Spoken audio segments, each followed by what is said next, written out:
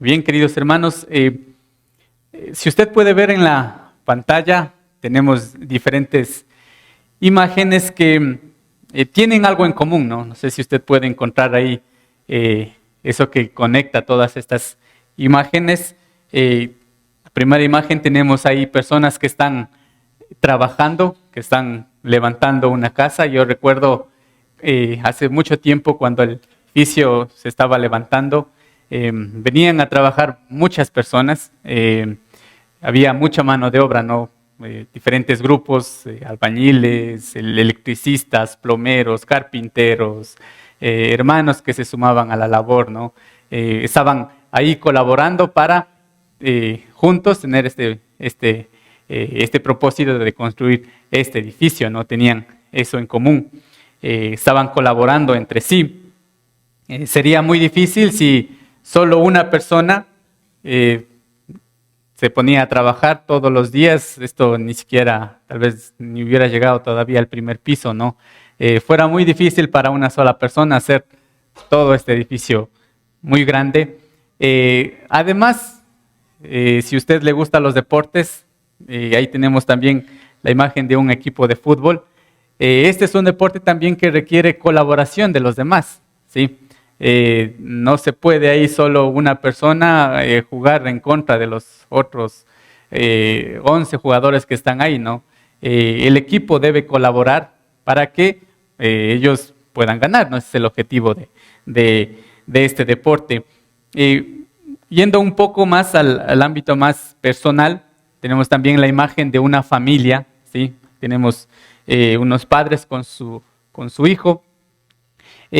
Para que una familia funcione, para que crezca, avance, pueda estar bien, sanamente, también necesitamos la colaboración de todos sus miembros, ¿no?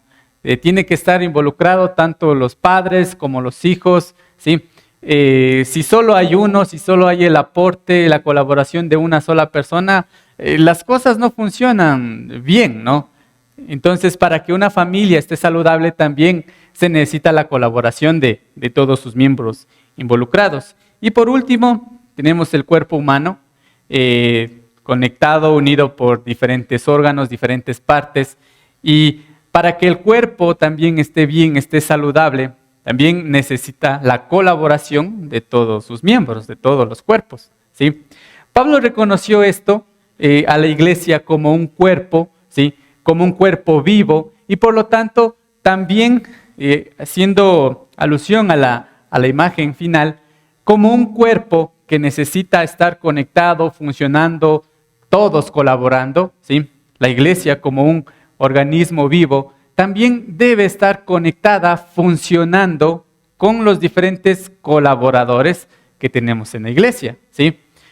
Hay personas, hermanos, que tienen diferentes dones, y de esta manera, pues, se une uno con otro hermano, y la iglesia puede avanzar, una iglesia puede crecer sanamente. En esta mañana vamos a seguir estudiando el libro de Filipenses, ¿sí? Y el pasaje que vamos a estudiar está en Filipenses 2, 25 al 30. Si usted puede abrir su Biblia en este pasaje, Filipenses 2, 25 al 30, y vamos a concluir este capítulo 2 hablando específicamente de una persona que Pablo quiere resaltar esa labor y resaltar ciertas características que han hecho tanto él como la iglesia refleja este ejemplo, ¿sí? Un ejemplo de un colaborador ejemplar, ¿sí? Así que si usted ya encontró el pasaje, me acompaña a leerlo. Dice lo siguiente, ¿no? Filipenses 2, del 25 al 30. Ahora bien, creo que es necesario enviarles de vuelta a Epafrodito, mi hermano colaborador y compañero de lucha, a quien ustedes han enviado para atenderme en mis necesidades. Él los extraña mucho a todos y está afligido porque ustedes se enteraron de que estaba enfermo. En efecto, estuvo enfermo y al borde de la muerte, pero Dios se compadeció de él. Y no solo de él, sino también de mí, para no añadir tristeza a mi tristeza. Así que lo envío urgentemente para que, al verlo de nuevo, ustedes se alegren y yo esté menos preocupado. Recíbanlo en el Señor con toda alegría y honren a los que son como Él, porque estuvo a punto de morir por la obra de Cristo, arriesgando la vida para suplir el servicio que ustedes no podían prestarme. Pablo aquí destaca en estos versículos el ejemplo que este hermano Epafrodito está dando a la iglesia de los filipenses. Rápidamente, si usted está siguiendo el hilo, ¿no?, de este libro que está escribiendo Pablo a la iglesia, ¿sí?, es la iglesia en Filipos. Pablo está encarcelado, Pablo está en una cárcel, preso en Roma, está pasando necesidad, había ya estado pasando un tiempo en esta cárcel, y me imagino que estaba en una situación muy complicada, muy difícil, y la iglesia a la que Pablo una vez él ayudó a fundar, ahora se entera de que Pablo está en esta situación, recoge ayuda, ¿sí?, y escogen a un hermano, en este caso, este hermano se llama Epafrodito, y él va con la ayuda que se ha recogido en la iglesia de los filipenses, ¿no? Y entonces Pablo aquí destaca la colaboración de este hermano, que pone un ejemplo para la iglesia y de igual manera pone un ejemplo también para nosotros cómo debemos ser como colaboradores. Así que lo que destaca Pablo en este hermano y también lo que quisiera compartirles en cuanto a este hermano, un colaborador ejemplar, es la fidelidad que él tenía, ¿no? Este colaborador Epafrodito, la fidelidad que él demostraba. En el versículo 25 nos dice: ahora bien, creo que es necesario enviarles de vuelta a Epafrodito, mi hermano colaborador y compañero de lucha, a quien ustedes han enviado para atenderme en mis necesidades. 3 características que resalta Pablo aquí en este hermano, ¿sí? Pablo primero lo dice, Epafrodito dice de él, un hermano, ¿sí?, reconociendo que pertenece, tanto él como este hermano Epafrodito, pertenecen a una sola familia, ¿sí? Hermano. También resalta la colaboración que él ha prestado, ¿sí? Colaborador. Yo estaba poniéndome a pensar, ¿no?, ¿en qué consiste la palabra cuando escuchamos un colaborador? Colaboración, ¿sí? La colaboración o ser un colaborador siempre nos llama a ser personas que están activas, no solo que están escuchando lo que una persona está diciendo, ¿sí?, no solo es oyente, sino más bien que él actúa con lo que él escucha, ¿sí? Un colaborador es una persona ahí que, se puede decir de esta manera, que pone su mano, mete su mano a la obra, a ayudar a quien esté necesitando. Ese es un colaborador, ¿sí? Como vimos al inicio, ¿no?, en estas imágenes, cuando se estaba construyendo la casa, muchas personas colaboraban y prestaban su servicio, prestaban esta ayuda, esta colaboración para que se pueda construir, ¿no? Pablo aquí reconoce que él es un colaborador, pero una característica especial también que pone en Epafrodito, lo llama compañero de lucha. En otra versión, Pablo lo llama compañero de milicia. Pablo muchas veces habla, ¿no?, pone estas ilustraciones de ejército, militares, etcétera, porque usualmente cuando 2 soldados se unían, 2 o 3 soldados, podían ellos controlar tal vez hay alguna revuelta o un grupo de personas, entonces ellos se apoyaban entre sí. Pablo le gustaba mucho poner estos ejemplos, ¿sí?, para mostrar esa unidad, esa conexión, ese compañerismo que se debía tener para poder lograr un objetivo. En este caso, Pablo aquí está reconociendo a Epafrodito como un compañero, un colaborador que está activamente en el ministerio. Y aquí también me llama mucho la atención cómo lo llama compañero de lucha o compañero de milicia, ¿sí? Los soldados, un grupo de soldados tenía un fin específico, ¿sí?, ganar una guerra. Cuando nosotros estamos hablando, ¿no?, cuando Pablo aquí está diciendo compañero de lucha, está reconociendo aquí que hay una lucha en sí, ¿sí? Pero no contra autoridades, no contra personas, sino más bien Pablo aquí reconoce que la lucha que él tiene, ¿sí?, no es con personas, sino más bien contra el sistema que Satanás ha creado y que quiere verle derrotado a Pablo. Muchas veces Pablo estuvo preso, Pablo estuvo encarcelado injustamente, fue azotado, era golpeado, maltratado, ¿sí?, criticado por los demás. Todo esto era causado por el enemigo que estaba en contra de Pablo, Satanás y todo este sistema, ¿sí? Esa es la lucha que Pablo tenía y que por lo tanto, si un creyente pasa esta lucha, debemos reconocer que el enemigo es real y que el enemigo nos está atacando. Si usted tal vez ahí está pasando por una situación difícil, complicada con alguna persona en su trabajo, está luchando, ¿sí?, no se canse, no se rinda, ¿sí? Reconocemos que sí, hay el enemigo de Dios que actúa, pero primero reconocemos la victoria que tenemos en Jesús. Jesús ya lo venció, Jesús ya lo derrotó. Entonces debemos confiar en aquel que ya venció a nuestro enemigo. Pero la lucha sigue ahí, aún todavía está la lucha. Pablo estaba pasando situaciones difíciles en el ministerio, ¿sí? Y al igual que Pablo, usted y yo también podemos pasar por situaciones difíciles, tener una lucha. Pero para eso contamos también, o debería haber también personas que se mantengan fieles a la lucha. Nosotros debemos mantenernos fieles a la lucha y también contar con el apoyo de hermanos que sean colaboradores, que se mantengan en nuestro lado en todo tiempo.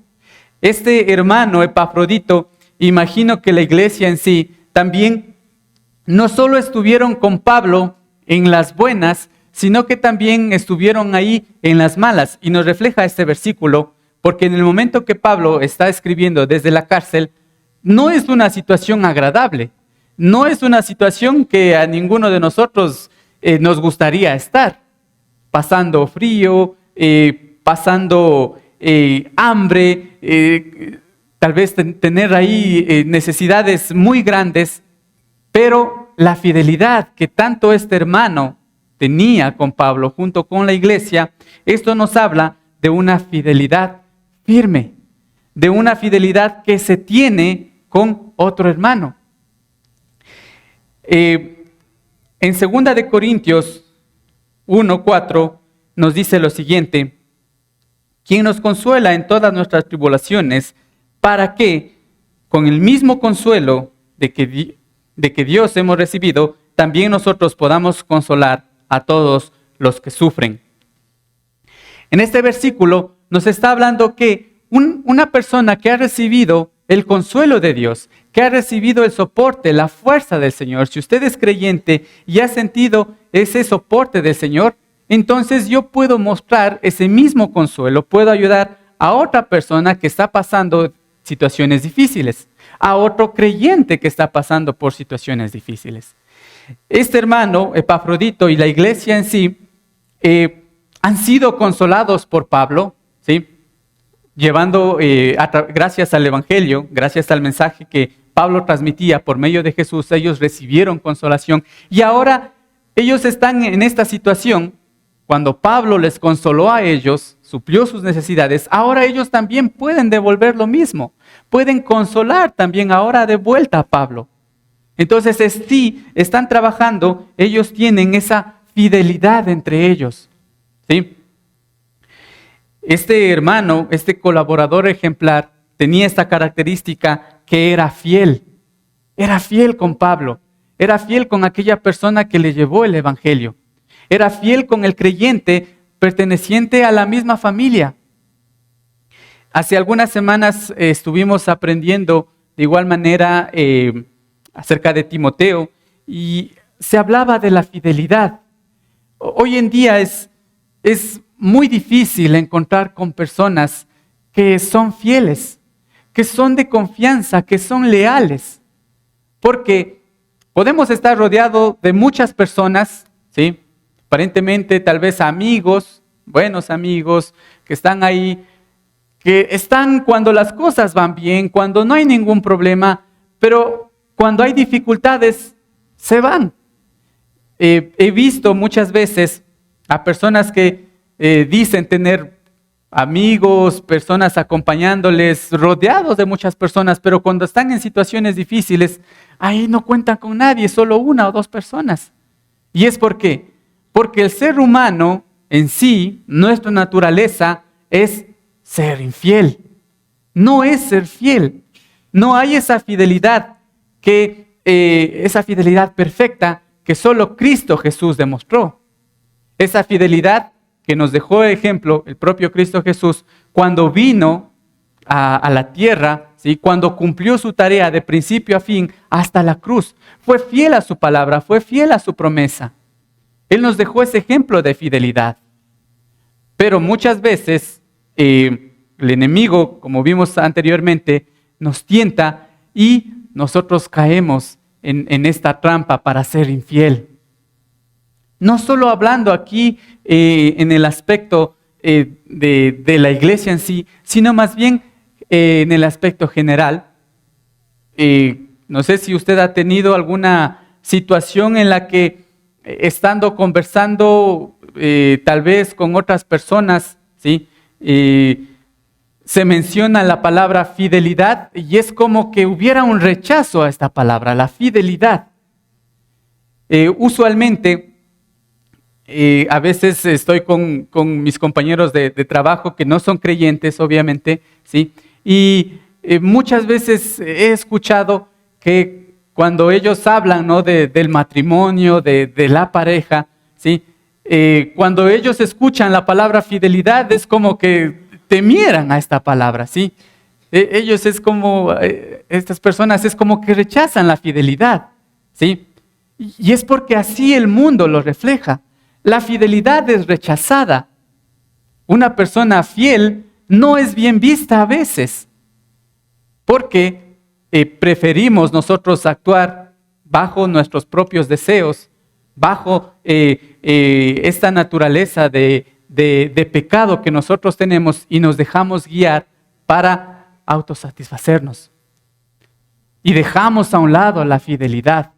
Por eso es que a veces, hablando de matrimonio, el esposo es infiel a su pareja, ¿sí? La esposa es infiel a su esposo.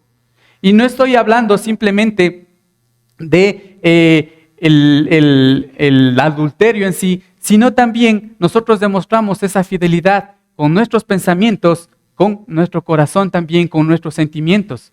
Muchas veces en la trampa que caemos, casi la mayoría de los hombres, es ser infiel en cuanto a la pornografía, ¿sí? Buscamos ese consuelo, ese contentamiento, ¿sí?, en otra mujer, viendo,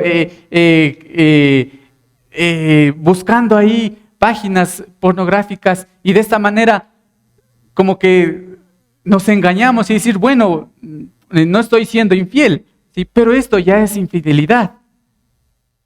Estamos desviando nuestros ojos, nuestro corazón, nuestro pensamiento hacia otra persona, ¿sí? Además, podemos también nosotros ser infieles en el trabajo. ¿Cómo? Si usted llega tarde ahí, si llega unos 5 minutos antes, sale 5 minutos antes, llega tarde a su trabajo, no trabaja con buena gana porque le cae mal el jefe, le cae mal tal compañero y quiere que no funcione su trabajo. De esta manera también mostramos infidelidad. No somos fieles, ¿sí? La fidelidad debe verse reflejado en todo momento. En la familia, ¿cómo podemos también ser infieles? Es cuando delegamos, ¿no?, responsabilidades a otra persona. Tal vez delegamos la crianza de los hijos solo a la mamá. Decimos, bueno, yo soy el proveedor, yo soy el que tiene el trabajo, bueno, proveo de dinero, pero la crianza ya se encarga solo ella, ¿sí? De leerle la Biblia se encarga solo ella, de orar se encarga solo ella, ¿sí? Hace algún tiempo yo ayudaba en el Ministerio de Niños, en la escuela dominical. Y déjenme contarles que era triste cuando los niños entraban y entregaban sus devocionales de un grupo tal vez de unos 15 niños, solo entregaban 2 o 3 los devocionales, ¿sí? Y los demás no entregaban, no hacían. No es la responsabilidad de los niños, sino es la responsabilidad de los padres. Que se tomen su tiempo, que tome usted su tiempo, unos 10 minutos, unos 5 minutos, enseñándole a leer la palabra, enseñándole a orar, enseñándole a ser agradecido. Esto es algo bueno y a veces nosotros pensamos que la crianza en lo que respecta a valores cristianos, ¿sí?, es la responsabilidad de la iglesia, es la responsabilidad de las maestras de escuela dominical. Y si mi hijo está mal, pues entonces no le enseñaron bien. Eso no es así. Nosotros debemos mostrar esa fidelidad, hermanos, en mi hogar, con mis hijos, con mi pareja, con mis amigos. Esa fidelidad que un creyente verdadero debe tener. No solo hablando, ¿no?, de los domingos cuando estamos aquí reunidos, sino más bien esta fidelidad debe ser una constante en todo tiempo. En 2 de Timoteo 2:13 nos dice: si somos infieles, Él sigue siendo fiel, ya que no puede negarse a sí mismo. Aquí en cambio retrata lo opuesto a lo que nosotros somos. Cristo Jesús es el único fiel, verdaderamente. Y nosotros debemos tener ese ejemplo para reflejar esa fidelidad. Luche, hermano, por ser fiel. Luche por mantenerse fiel en su trabajo, con su familia, con su pareja, ¿sí? Comprométase, no con la iglesia, sino con Dios, a mantener esa fidelidad. A veces la fidelidad, tomemos el caso de nuestro propio Señor, a veces la fidelidad no es bien recompensada, hay que reconocerlo, sí. No siempre las cosas van a salir bien. Jesús fue fiel de principio a fin, terminó en la cruz, pero nunca Él faltó a su palabra, faltó a su promesa, faltó a su carácter y a sus convicciones. Sí, a veces el mundo ve la fidelidad como algo negativo, ¿sí? Y a veces no es premiado, pero esa es la voluntad del Señor para con nuestra vida. Es preferible, ¿sí?, ser fiel con el Señor, ser fiel a su voluntad y a su palabra antes que a las personas y al mundo. Como segunda cosa, lo que Pablo resalta aquí en estos versículos, en cuanto a este colaborador ejemplar que tiene la iglesia, es un colaborador que se identifica con su iglesia local. En los versículos 26, 28 y 29, está hablando, una vez que Epafrodito estuvo con Pablo, estuvo ahí algún tiempo, él se enfermó y no era una enfermedad así nada más, sino que era una enfermedad un poco fuerte porque nos dice que él estuvo a punto de la muerte. Pero algo curioso que resulta de todo esto, cuando él está enfermo, ¿sí?, y se enteran que los otros hermanos ya saben que él está enfermo, no se preocupa por él, lo que fuera algo natural para nosotros, ¿no? Si estoy enfermo, pues me preocupo por mí, ¿ya? No se preocupa por él, sino más bien aquí Pablo dice que él se preocupa por los creyentes, por los hermanos que a su vez están preocupados por él. Es algo bien interesante y también es algo que nos deja pensar, porque a través de esto, lo que refleja aquí es que existe una unidad extraordinaria. Tanto Epafrodito, ¿sí?, este colaborador, como la iglesia que está ahí en Filipos, todos los creyentes, todos los hermanos, están conectados de tal forma que pueden sentir esa empatía unos con otros. Pablo y Epafrodito están preocupados por los creyentes y los creyentes están preocupados por Epafrodito, ¿sí? Hay una unidad que yo lo veo en sí como sí un milagro de Dios. Porque no es común, no es común que una persona que yo no conozca, que no tengamos un parentesco, relación de sangre, ¿sí? Podemos sentir lo mismo que la otra persona. Solo esto se logra cuando, como iglesia, como unidad, encontramos esa unidad extraordinaria a través de Dios. A través de su amor que nos une, a través de su amor que nos conecta. Entonces así podemos nosotros tener esa unidad extraordinaria. Jesús en Juan 17:21 dice, ¿no? Está rogando, está despidiéndose de sus discípulos y aquí está intercediendo con su Padre.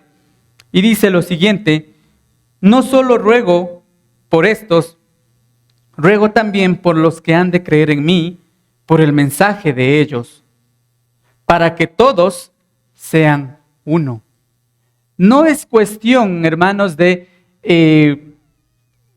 tal vez pertenecer a un mismo lugar, no es cuestión de tener la misma condición social, sino más bien cuando la palabra del Señor entra con poder a nuestra vida, ¿sí?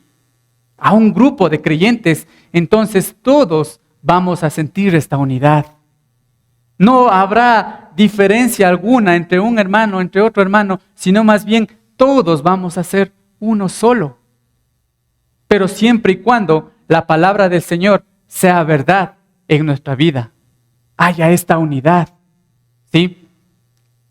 Además de eso, lo que refleja aquí Pablo, que tanto Epafrodito como la iglesia sentían un gozo cuando estaban juntos.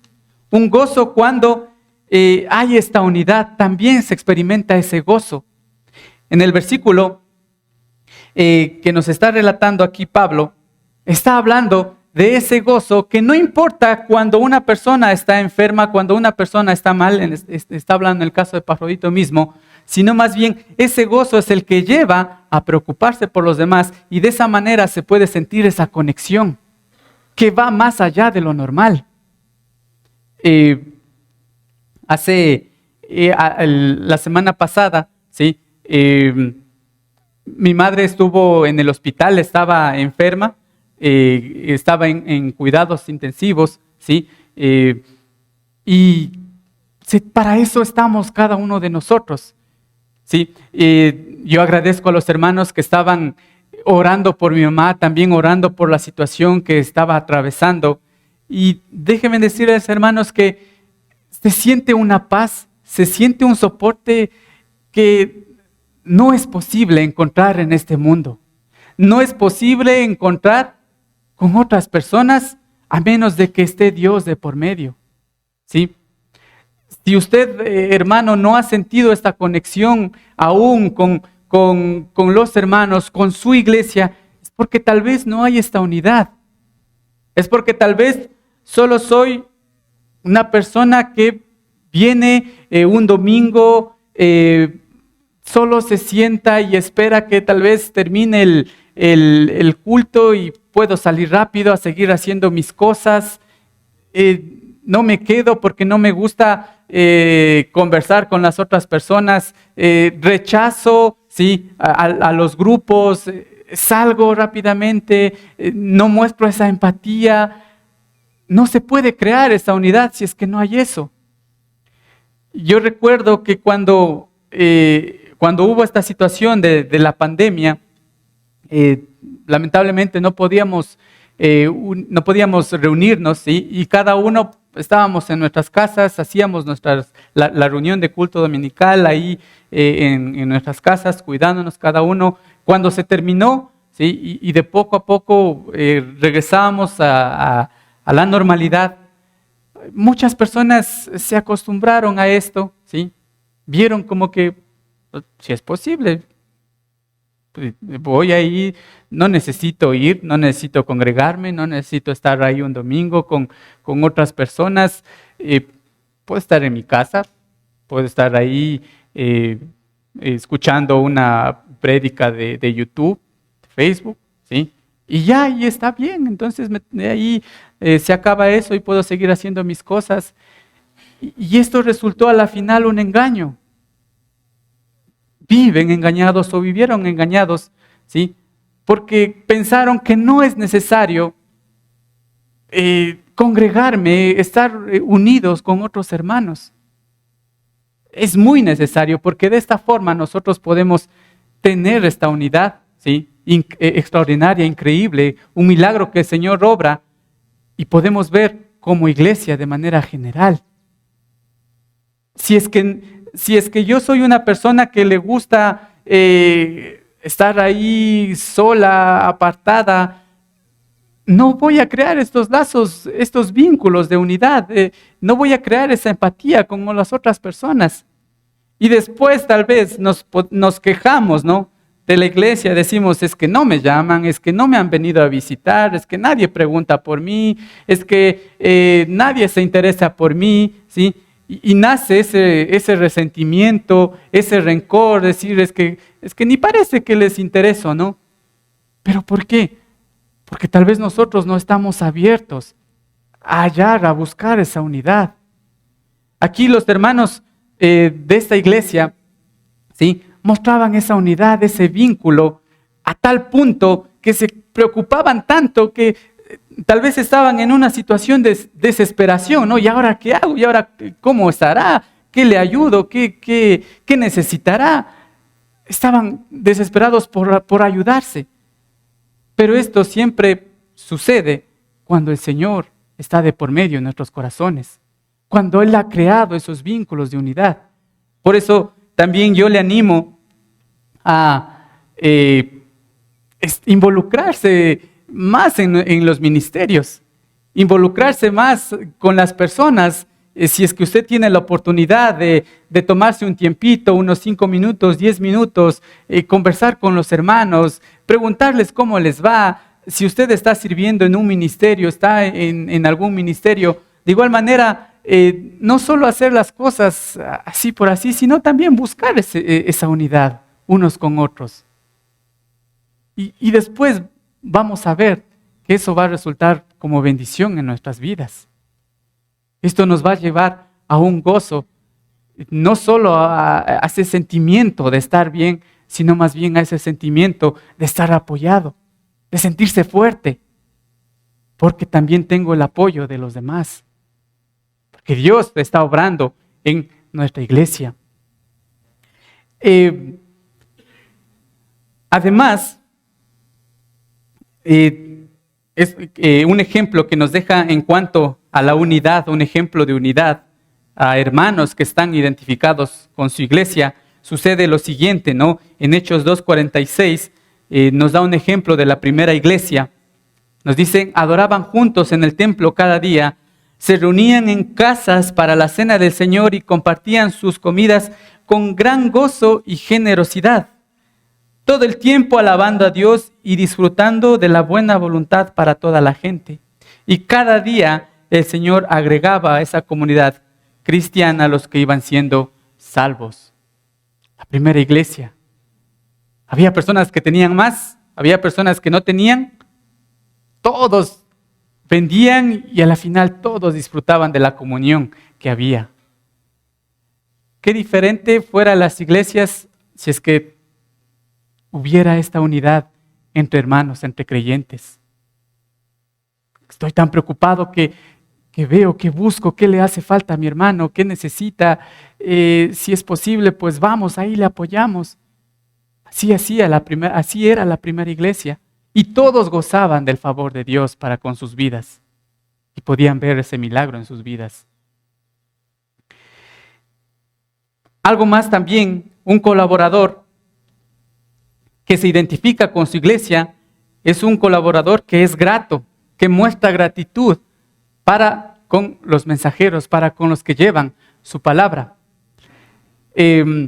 No sé si usted aún tiene en su mente, aún reconoce a la persona que le estuvo discipulando, que le enseñó, ¿sí? O que está todavía ahí ayudándole a crecer, ayudándole a seguir, tiene a su padre espiritual. Seamos también agradecidos, mostremos también gratitud por aquellas personas que nos están enseñando. Epafrodito fue una persona que, me imagino, estuvo desde el principio cuando comenzó Pablo esta iglesia, ¿sí? Ahí en Filipos. Y cuando la iglesia busca un colaborador activo, me imagino que levantó la mano primero y él dijo, yo voy. También muestra esa gratitud por aquella persona que le estuvo enseñando, ¿sí? Seamos agradecidos también con esas personas que nos están enseñando. Si usted tiene un maestro, si usted asiste a una célula, un domingo aquí, ore por aquella persona. Ore también por lo que le está enseñando, ore por su familia, ¿sí? Todos los colaboradores, ejemplo, son gratos para aquellas personas también que muestran el Evangelio hacia nuestras vidas. De hecho, Pablo mismo lo dice en el versículo 29, nos dice, recíbanlo con el Señor con toda alegría y honren a los que son como Él. ¿Sí? Pablo mismo dice que debemos ser agradecidos con aquellos hermanos que han llevado el mensaje, que voluntariamente pues llevan el mensaje, ¿sí?, para nuestro bien. Seamos agradecidos también con estos hermanos. Además, un colaborador ejemplar es aquella persona que muestra sacrificio, un colaborador que se sacrifica. En el versículo 30 nos dice lo siguiente, porque estuvo a punto de morir por la obra de Cristo, arriesgando la vida para suplir el servicio que ustedes no podían prestarme. Aquí está, Pablo está nuevamente recalcando la situación que tenía Epafrodito, la situación que estaba pasando Epafrodito, ¿sí? Estuvo a punto de morir por suplir la necesidad, por ir y ayudar a Pablo. Entonces, un colaborador ejemplar es aquella persona que muestra ese sacrificio. Es aquella persona que se sacrifica también por los otros creyentes. Pero antes de esto, ¿sí?, la persona debe entender cuál es la obra de Cristo. A este punto, yo pienso que Epafrodito, cuando escuchó el mensaje de Pablo, la primera vez que escuchó, ¿sí?, cuando escuchó el Evangelio, cuando escuchó lo que Jesús había hecho por él y el sacrificio que él había hecho por él, ¿sí?, entendió claramente en qué consiste el buen mensaje de la palabra de Dios, las buenas nuevas. En Romanos 5:8 nos dice, pero Dios mostró el gran amor que nos tiene el enviar a Cristo al morir por nosotros cuando todavía éramos pecadores. En la situación que se encontraba Epafrodito, los otros creyentes en esta iglesia, en la situación que ellos estaban ahí andando sin rumbo, viviendo en pecado, viviendo para complacerse a sí mismo, un hermano llevó la palabra, ¿sí? No importaba de dónde venía, si es que tal vez pasaba situaciones difíciles, un hermano se animó a llevar la palabra, Pablo se animó a llevar la palabra y él les compartió el mensaje. Y no era una noticia así nada más, sino era el mensaje más poderoso que ellos hubieran escuchado. El que una persona, Cristo Jesús, entregó sus vidas para salvarlos por amor, para rescatarlos de su situación. Cuando nadie hubiera dado nada, una persona sí se arriesgó dándolo todo. Cuando yo no tenía valor, cuando tal vez para el mundo era desechado, para Jesús en cambio era aceptado, era amado. Y Él lo entregó todo lo mejor que Él tenía, lo entregó por cada uno de nosotros. Lo entregó para nuestra salvación. Lo entregó para que nosotros podamos ser parte de su familia, para que Dios se convierta ahora en nuestro Padre. Cuando nosotros todavía vivíamos en pecado, cuando todavía seguíamos ahí separados de Dios, el Señor entrega lo mejor. No entrega parte, no entrega tal vez las obras, entrega lo mejor que tiene por nosotros.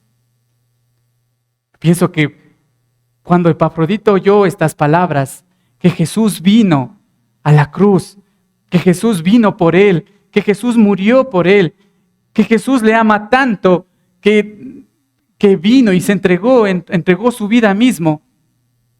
Epafrodito entendió tanto la obra que Jesús hizo en su vida y esto le llevó a ser alguien diferente. Si usted, hermano, está aquí un domingo, está creciendo en el Señor, está discipulándose, significa que también usted está conociendo, está sabiendo cuál es la obra que Dios tuvo con su vida, cuál es la obra que Dios hizo con su vida. Conoce entonces lo que Dios ha hecho por su vida. Por lo tanto, usted también puede ser un colaborador ejemplar. Cuando nosotros entendemos la obra que Jesús ha hecho en nuestras vidas, esto nos mueve a ser alguien diferente, a actuar, a no quedarnos sentados, a colaborar. En Efesios 5:2 nos habla más de cómo fue el perfecto ejemplo de sacrificio. Nos dice, lleven una vida de amor, así como Cristo nos amó y se entregó por nosotros, como ofrenda y sacrificio fragante para Dios. Jesús puso el ejemplo de sacrificio. Jesús puso el mayor ejemplo de cuando una persona es sacrificada. Cuando una persona se sacrifica por amor a. Él se sacrificó por todos nosotros, por los creyentes en el pasado, por los creyentes en la actualidad y por los creyentes que vendrán. Su sacrificio cubrió a todos. Ese amor grande que tuvo por cada uno de nosotros, por toda la humanidad, ese sacrificio perfecto aún basta para cada uno de nosotros y debe ser suficiente ejemplo para nosotros también seguir sus huellas. Aun cuando nosotros éramos pecadores, aun cuando seguimos siendo pecadores, el sacrificio de Jesús nos cubre, su gracia cubre y nos salva. Esa gracia que es perfecta, esa gracia que se entrega en la cruz. Y ahora también nosotros podemos gozar de esa salvación que solo Cristo es capaz de darnos. Ese sacrificio fragante hacia Dios. En la antigüedad, cuando el pueblo de Israel se reunía y había estas ordenanzas de llevar sacrificios para cubrir sus pecados, para cubrir sus fallas, ¿sí? Debían ellos llevar como símbolo animales y sacrificar, ponernos al altar, y de esta forma Dios perdonaba sus faltas, sus fallas, ¿sí? Esta era la forma en cómo Dios quería ilustrar de que debía haber alguien por medio, un sacrificio para que yo pueda estar bien con Dios, para que yo pueda gozar de una comunión con el Señor, para que yo pueda sentirme cerca del Señor. Esto hacían los israelitas antiguamente. Cristo Jesús nos dice que ahora se convierte en el sacrificio perfecto entre el hombre y Dios. Yo no tuve que hacer nada, yo no tuve que llevar nada. Cristo Jesús voluntariamente se rebajó por mí. Él se convirtió en sacrificio y ahora Él es el sacrificio fragante hacia Dios, el sacrificio perfecto que me puede llevar a Dios, que me puede llevar a esa comunión con el Señor. Esa es la obra que hace Cristo, que hizo Cristo en nuestras vidas y que hace diariamente y que hace que cada día nosotros por medio de Él, podamos sentirnos en comunión. Cuando un creyente entiende la obra del Señor, entiende en su vida cuál fue el costo y el sacrificio que tuvo Jesús para con su vida, entonces Él puede entregarse por los demás creyentes. Él puede mostrar ese sacrificio hacia las otras personas. Jesús ya dio el ejemplo por mí. Entonces yo puedo ser de ejemplo para las otras personas. Pablo está hablando de ese hermano, de ese colaborador fiel que se sacrificó, que incluso estaba dando hasta su vida, hasta su salud, puso en riesgo con tal de que mi hermano, con tal de que Pablo, con tal que mi compañero esté bien. Él se sacrificó. Encontramos muchos ejemplos de esto, ¿no? Pero esto es siempre y cuando la persona entiende el verdadero sacrificio de Jesús en su vida. Por lo tanto, yo puedo hacer esto para los demás. Por lo tanto, yo puedo también sacrificarme por otros. Porque no se compara el sacrificio que Jesús tuvo por mí. Sacrificio de Jesús que fue mayor. Me dejó el ejemplo perfecto. Por lo tanto, entonces ahora yo puedo sacrificarme por los demás. En Juan 13:35 nos dice, el amor que tengan unos por otros será la prueba ante el mundo de que son mis discípulos. El amor que tenemos como iglesia, el amor que tenemos como hermanos. Es triste a veces escuchar de hermanos que están peleados, que están en una disputa, que no se llevan. ¿Sí? Siento aquí, el otro hermano se sienta al otro lado, trato de que se acabe el culto, salgo rápido para no toparme con aquella persona. ¿Sí? Y es más aún triste cuando una persona que no es creyente, ¿sí? Dice, ¿no? Y así dicen que son cristianos. ¿Sí? Es muy triste cuando nosotros dejamos el nombre de Cristo, ¿sí? Su ejemplo por los suelos. La señal, lo que nos debe distinguir es ese amor que tenemos primero en nuestra familia. Nosotros nos tratamos como hermanos, ¿sí? Saludamos, hermano, buenos días, hermano, ¿cómo le va, hermano? Hasta luego. Pero ¿cuánto estamos viviendo de lo que estamos diciendo? De cómo nos tratamos. Solo estoy, tal vez, poniendo el título porque no me sé el nombre, ¿sí? O en verdad, sí, yo quiero que esté bien esta semana, que esté bien.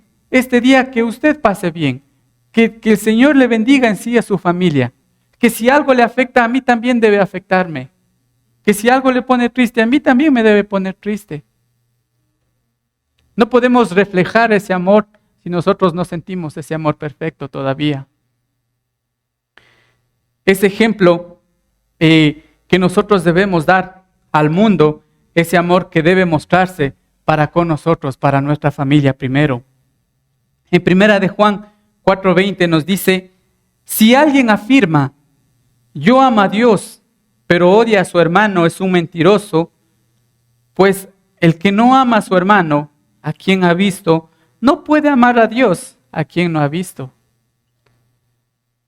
Si hay rencor, si hay resentimiento con hermanos incluso de aquí mismo, de nuestra propia congregación, ¿cómo podemos nosotros mostrar el amor de Dios a personas que no son creyentes? Si se supone que yo entiendo del amor de Dios, se supone que yo debo mostrar primero aquí, nuestra iglesia. Si hay ese rencor, entonces, ¿cómo puedo mostrar esa comprensión a otras personas que ni siquiera entienden el mensaje, la palabra de Dios, que aún no creen en su nombre? Es lo que nos debe distinguir el amor que tenemos entre hermanos. Ese sacrificio que debe haber entre cada uno de nosotros. Ese sacrificio de tiempo para tal vez poder conversar con otra persona, escucharle tal vez algunos minutos, ese sacrificio tal vez de recursos que necesitan, ¿Qué están necesitando en este ministerio? ¿Están necesitando tal vez una colaboración para irse a Mariano Acosta? ¿Qué necesitan? ¿Necesitan que les lleve? Pues bien, vamos ahí. Ahí tenemos una canasta familiar, una canasta de amor aquí y en los niños, ¿sí? A veces sabe haber 2, 3 cosas.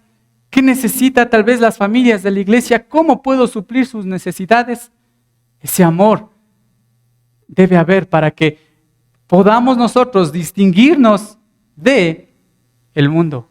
Ese amor que nos deja el perfecto ejemplo, Cristo Jesús.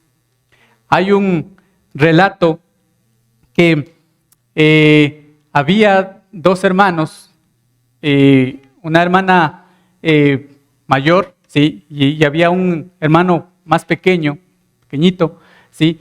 Y tuvo un accidente, esta hermana tuvo un accidente y necesitaba una transfusión, no era nada peligroso, nada riesgoso, ¿sí?